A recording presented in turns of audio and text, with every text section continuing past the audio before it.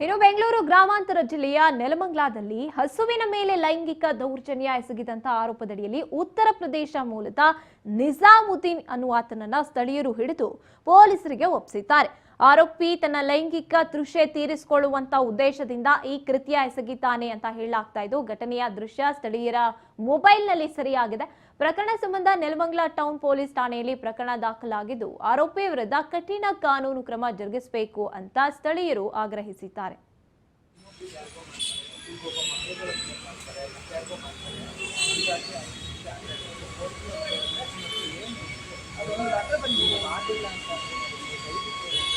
ನಾಳೆ ನಿಮ್ಮ ಮಕ್ಕಳೇ ಓಡಾಡ್ಬೋದು, ನಮ್ಮ ಮಕ್ಕಳೇ ಓಡಾಡ್ಬೋದು.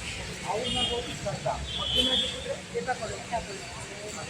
ಹಾಗಾದರೆ ವಯಸ್ಸು ವಿಷಯ ಮುಚ್ಚಿಟ್ಟರೆ ಮತ್ತೊಂದು ಭವಿಷ್ಯ ಹಾಳಾಗಿ ನಿಮ್ಮಿಂದ ಹಾಳಾಗುತ್ತೆ.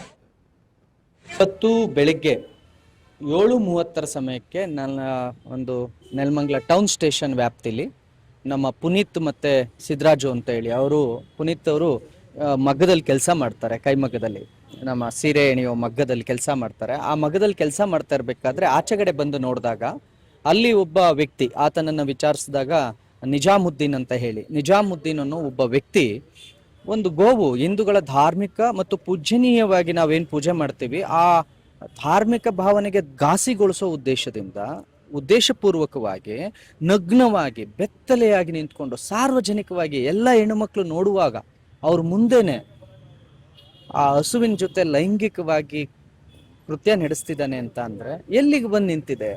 ಆತ ವಲಸಿಗ. ನಾವು ಪದೇ ಪದೇ ಸರ್ಕಾರ